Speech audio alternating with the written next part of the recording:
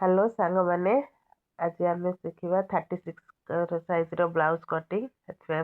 पुराणा ब्लाउज लंबा नहीं गली छाती नहीं गली छाती हूँ 21 इंच शोल्डर नहीं जावा शोल्डर 12 इंच अच्छी आम ब्लाउज काटिया मोर दुईट ब्लाउज आसी सिलाई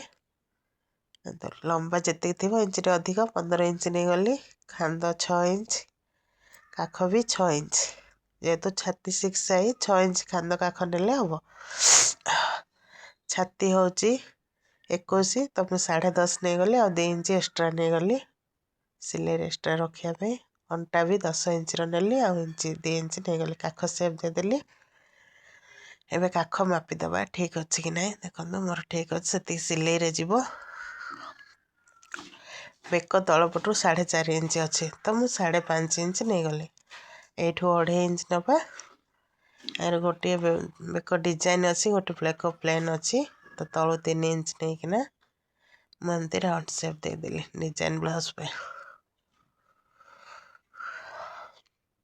एबे कटिंग करदे पिठी पटटा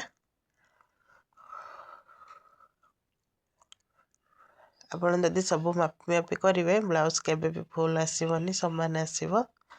देखो मुझे सहज उपाय कहूँ आपन पसंद आइले मो चैनल को लाइक सब्सक्राइब करूँ बेकटा काटिदेली यहाँ बाहर करदे पछपट जो डिजाइन अच्छे से काटिदे आ गोटे प्लेन अच्छे से करवा देखो एमती फोल्ड कर से भी मुझे डिजाइन करी पचे काटे से एमती बैक साइड करदेली पकईदेवे एमती पकईदेवे तो आमको आ काख कांध किसी नेबा पड़ोनी सब एक सागर बाहर पड़ो से पछड़ा पकईदे दीटा जाक सेम हो बाहरी गला सब आग अपेक्षा पछ अपेक्षा आगटा गोटे इंचटे ने अधिक कहीं मझे सिले अंटा पट्टी पाखे एति एक्सट्रा नहीं छाड़दे अंटा पट्टी माप देदेवे जी अच्छी से देवे अंटा पट्टर माप नहीं गली 4.5 अच्छी और 5.5 नहीं गली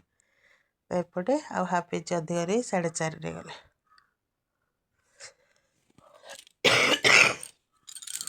कांधरू तल को 4.5 अच्छी मुझे 5.5 नेली मझी सीधा गार शोल्डर देदेली और 3 इंच नहीं मिसईदेली बाहर करदे काखड़ा भर को टे सेप दबा आग पटर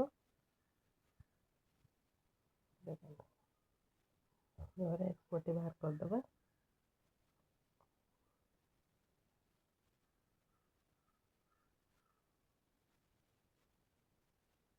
अंटा पट्टी भी काट दूसरी ये माप नहीं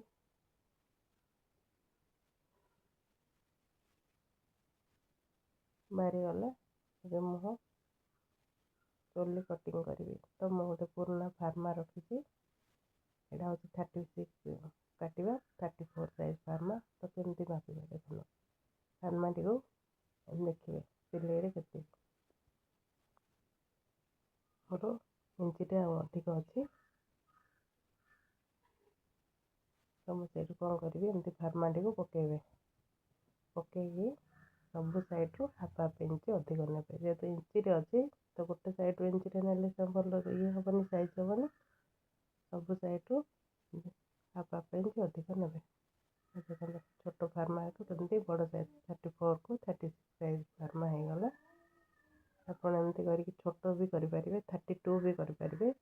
हाफ हाफ इंच कमेकिना ऊपर चोलटा बाहरी गला अब आम तल चोलटा काटा ये बड़ आसला बड़ आसले 36 साइज हो एसपटे बुलेदबा देखिले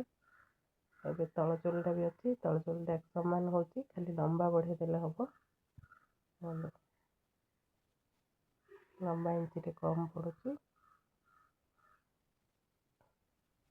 कौन करी गोटे साइड्रु सामान अच्छी तो सामान पकईदबा आ गोटे साइड इंचटे लंबा अच्छी तो ये इंचटे लंबा बढ़ेदबा देखो चोली तल चोली भी बड़ साइज पड़ा आसला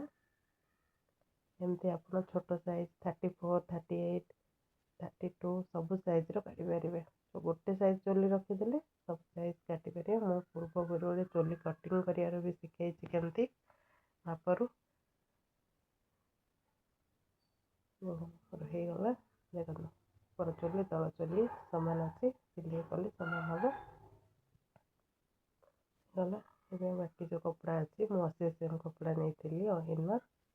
ସେଥିରେ ଆମେ ହାତ କାଢ଼ିଦେବା। ଛୋଟ ହାତ ବାହାରିବ। ହାତ ତ ଆପଣ ଆଗରୁ ଦେଖିଛନ୍ତି, ପୁରୁଣା ବ୍ଲାଉଜ୍ ମାପ ହିଁ ପକାଇ ହାତ କାଢ଼େ। ଏବେ ହାତ ଲମ୍ବା ପକାଇଦେଲି। ତଳ ଆଡ଼ୁ ହାଫ୍ ଇଞ୍ଚ ରଖିବେ, ଉପର ଆଡ଼ୁ ବି ହାଫ୍ ଇଞ୍ଚ ରଖିବେ। ଦୁଇ ସାଇଡ଼୍ର ଯେଉଁଠି ମାର୍କ ଅଛି ସେଇଠି ମିଶାଇ ଦେବେ। ଦେଖନ୍ତୁ ହାତ କେତେ ସହଜରେ ବାହାର କଟିଂ ହେଇଗଲା।